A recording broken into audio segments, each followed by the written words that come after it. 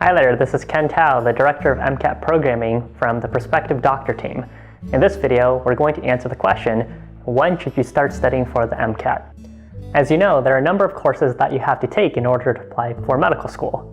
These courses are actually also the prerequisite courses for the MCAT exam. So in terms of when should you start studying for the MCAT, you actually start studying the instant you start taking these college courses. So make sure you focus on these classes because doing well in them will make it easier for your studies later on. Now, there are a few key things you want to keep in mind about these college courses. The first is that when you're taking these courses, you're generally focused on getting good grades and not focused on preparing for the MCAT. Number two, the curriculum of these courses are going to be different from the MCAT. So what that means is that there's going to be content on the MCAT that won't be covered in your college courses. And conversely, there's going to be a lot of extraneous information in your college courses that you won't need to know for the exam. And number three, college exams are a lot different from the MCAT exam. At most academic institutions, final exams are about 3 hours long.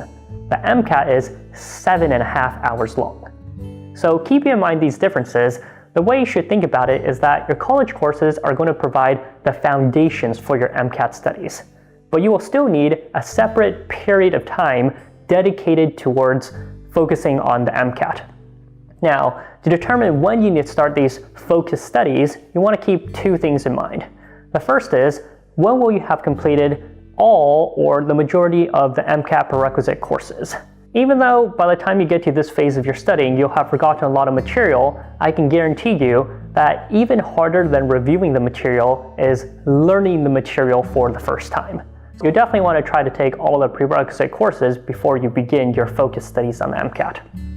The second thing to keep in mind is, as you'll recall in a previous video, we discussed that the average student studies for about 300 hours.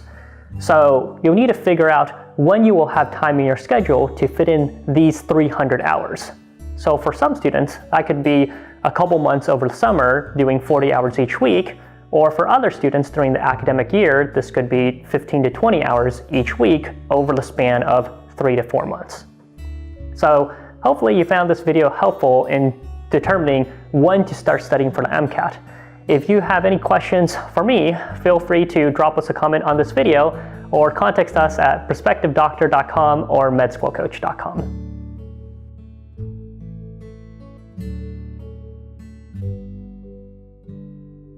Thanks for checking out that video. I hope you found it helpful. For even more, subscribe to our YouTube channel and make sure to check out our Prospective Doctor blog. And remember, if you need help through the MCAT with one-on-one private tutoring, MedSchoolCoach has you covered.